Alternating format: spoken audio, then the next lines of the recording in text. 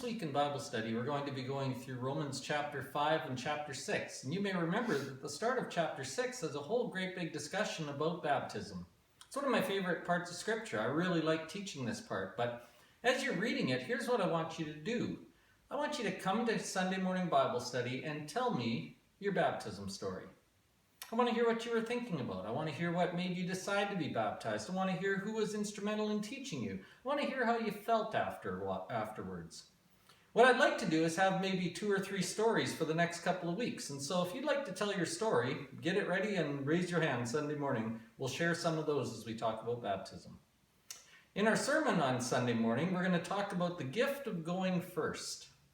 There's some things you ought to do before anyone else does it. And it'll be a good blessing to them if you will. I'm going to give you 2 things that you ought to be really good at going first about.